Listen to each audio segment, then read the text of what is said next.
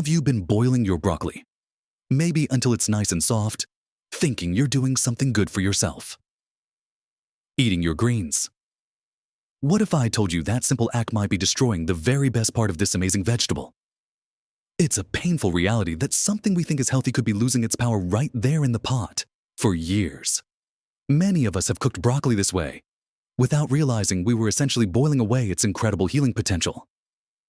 Broccoli isn't just a green veggie.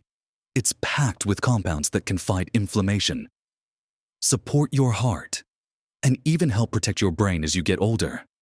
But how you prepare it makes all the difference in whether you unlock these benefits or send them down the drain with the cooking water. There's a secret to getting the most out of your broccoli, a way to ensure you're not missing out on its full nutritional punch. In this video, we're going to look at why the common way of cooking broccoli is a mistake, understand what makes this vegetable so special, and explore simple, practical methods that will help you harness its incredible healing power. Get ready to change how you think about this humble green powerhouse.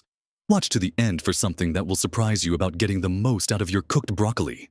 Let's really dig into why boiling broccoli is such a nutritional tragedy. It all comes down to some very special components inside this vegetable. Broccoli is absolutely brimming with vitamins and minerals. Of course, things like vitamin C, vitamin K, and fiber, which are all wonderful for us, especially as we get a bit older. But its real superstar status comes from a group of compounds called glucosinolates. Now, that's a bit of a technical word, but think of them as the raw materials for broccoli's most powerful substances. When you prepare broccoli correctly, these glucosinolates can be converted into something truly remarkable called sulforaphane. Sulforaphane is the real hero here. Scientists have been studying sulforaphane for years, and they're finding it has incredible potential health benefits. We're talking about powerful antioxidant effects, meaning it helps protect your cells from damage, and strong anti-inflammatory properties. Inflammation is something that can really sneak up on us as we age. It's linked to so many common issues: joint stiffness, heart problems, even cognitive decline. Sulforaphane steps in like a tiny internal firefighter, helping to calm that inflammation throughout your body. It's also being researched for its potential role in supporting detoxification processes in the liver and even helping to protect against certain types of cancers. Imagine getting all this power from a simple vegetable. But here's where the boiling comes in and spoils the party. Sulforaphane isn't just floating around in broccoli waiting to be absorbed. It's created through a chemical reaction. The glucosinolates are stored in one part of the broccoli cells, and an enzyme called myrosinase is stored in another part.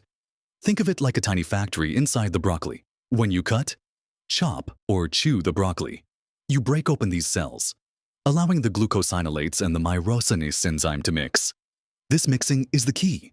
The myrosinase enzyme acts on the glucosinolates and converts them into that precious sulforaphane. It's like flipping a switch to turn on the broccoli's healing power. Now, what happens when you drop broccoli into a pot of rapidly boiling water? Two main problems occur. First, those valuable glucosinolates, which are water-soluble, start leaching out of the broccoli and into the boiling water. You see the green color sometimes in the water. Some of the good stuff is going with it. Secondly, and perhaps even more importantly, the myrosinase enzyme is very sensitive to heat. High heat, like boiling water, quickly deactivates or destroys this enzyme. It's like shutting down the factory before it can even start producing the sulforaphane. So, even if some glucosinolates remain in the broccoli after boiling, there's no enzyme left to convert them into the active, beneficial sulforaphane. You end up with soft, palatable broccoli. Yes, but significantly reduced levels of the compound that gives it so much of its anti-inflammatory and protective power. It's like buying a fancy gadget but forgetting the batteries. You have the potential, but it can't work. This is why the way you cook your broccoli truly matters, especially when you're relying on it for its unique health benefits. We're not just talking about taste or texture. We're talking about preserving or destroying its very essence. So, if boiling is the culprit, what's a better way, Let's start with a simple alternative that many people find just as easy, if not easier, than boiling steaming. Steaming works by cooking the broccoli with hot vapor instead of submerging it directly in water.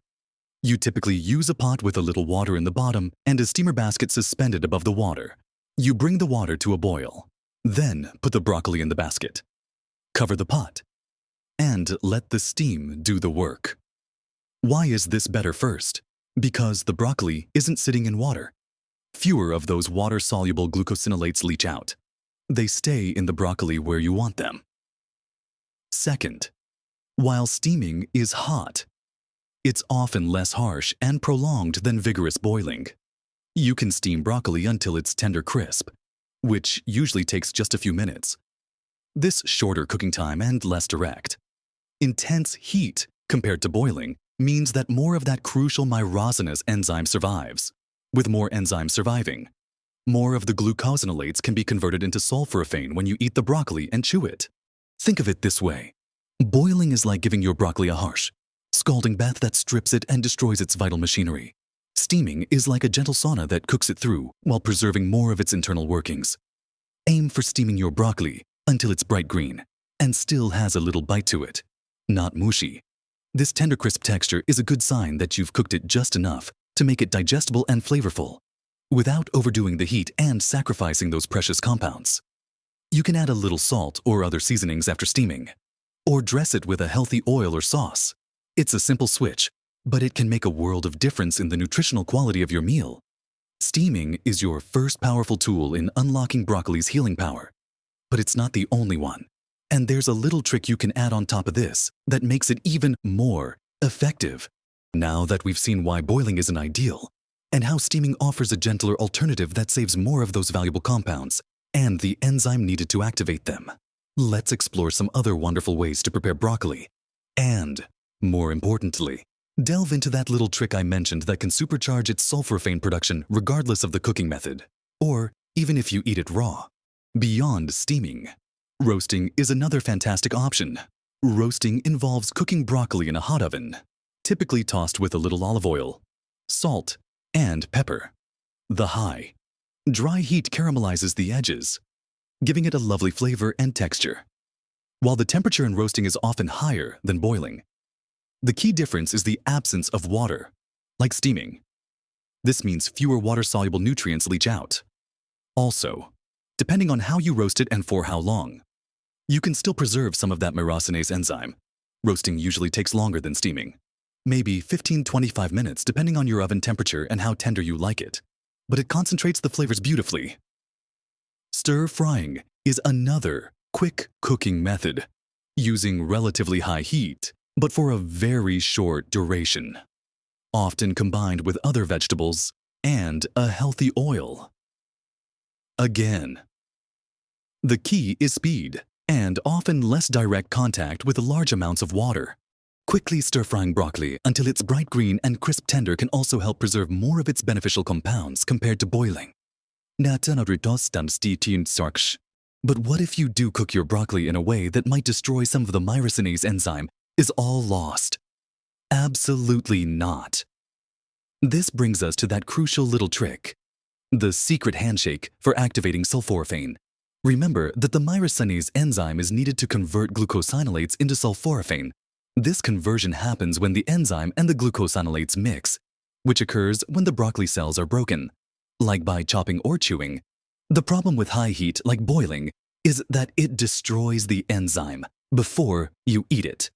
However, the glucosinolates themselves are a bit more heat-stable than the enzyme. This means that even if you boil your broccoli, many of the glucosinolates might still be present in the vegetable, though likely reduced because of leaching into the water. But without the active enzyme, they just sit there, unable to convert into the powerful sulforaphane. Here's the clever part. You can add active myrosinase in the ruts back into the equation. Where do you find active myrosinase? In other raw cruciferous vegetables, foods like raw mustard seeds, mustard powder, daikon radish, coleslaw mix raw cabbage, or even just raw broccoli itself contain active myrosinase. The easiest and most surprising way to do this is often with a sprinkle of plain old mustard powder. Yes, humble mustard powder contains active myrosinase.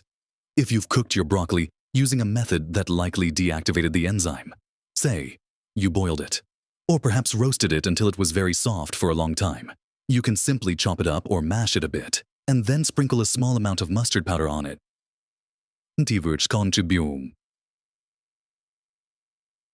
Or after. It's cooked and slightly cooled. Let it sit for 5 or 10 minutes before you eat it. What happens? The myrosinase in the mustard powder comes into contact with the remaining glucosinolates in the cooked broccoli and activates the conversion to sulforaphane right there on your plate. It's like adding the batteries back to your gadget. Isn't that amazing? You can rescue some of the healing power you might have otherwise lost. This trick works because the enzyme doesn't need to be inside the broccoli to do its job. It just needs to be present when the glucosinolates are released. This is also why chewing your broccoli thoroughly is important, whether it's raw or cooked using a method that preserves the enzyme.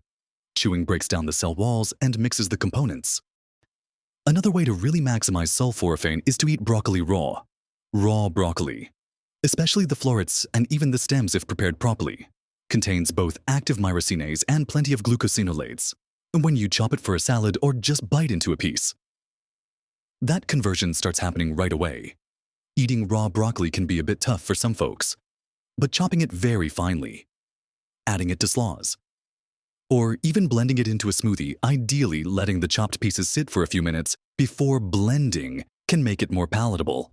A quick, light blanching, dropping it in boiling water for just 30 seconds to a minute, and then plunging it into ice water can soften it slightly while preserving more of the enzyme than full boiling.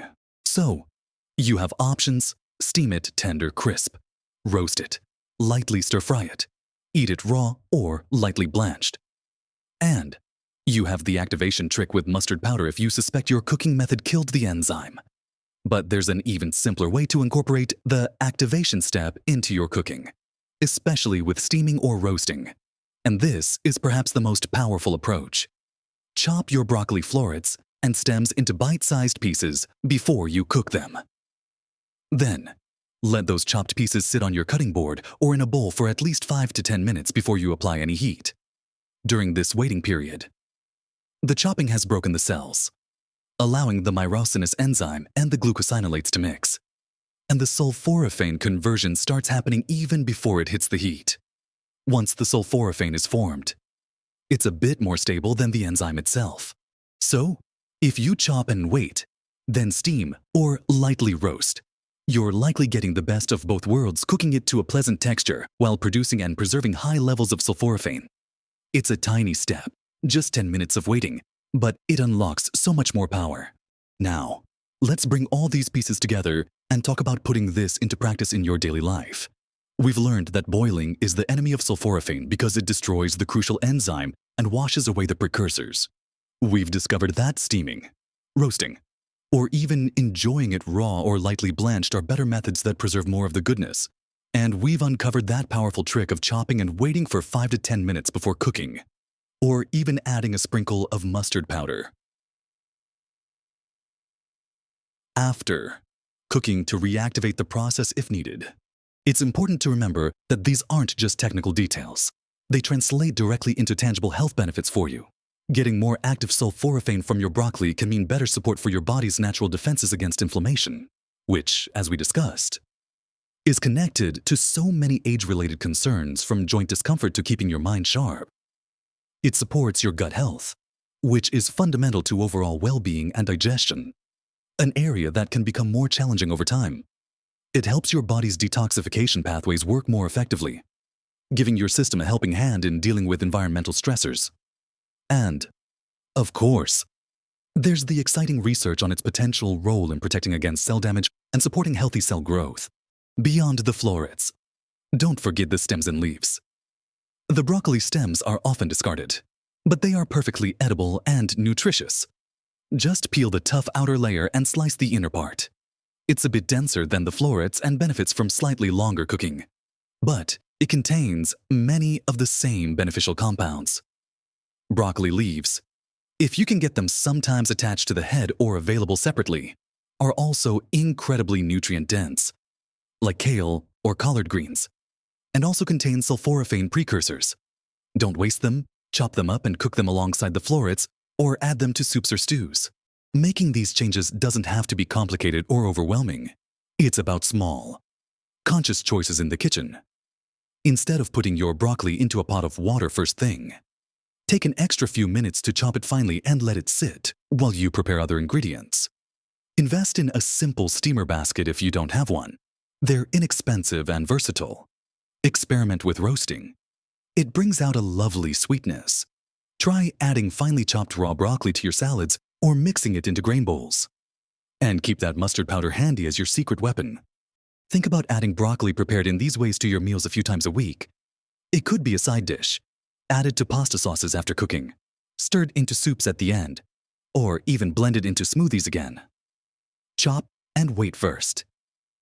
Each time you choose a method that preserves or activates sulforaphane, you're giving your body a little extra boost, strengthening its natural defenses and supporting your long-term health. Remember, small changes really can make a big difference in how you feel and function every day. Taking a moment to rethink how you prepare something as common as broccoli is a powerful step towards harnessing the incredible healing potential locked inside it. You're not just cooking a vegetable, you're unlocking its medicine. It's about empowering yourself with simple knowledge to make the best choices for your health and happiness at every age. You deserve to get the maximum benefit from the healthy foods you eat. I encourage you to give these methods a try. Maybe start by steaming your broccoli next time instead of boiling it. Or try that chopping and waiting trick. I'd love to hear how it goes. Do you already use one of these methods? Do you have a favorite healthy broccoli recipe?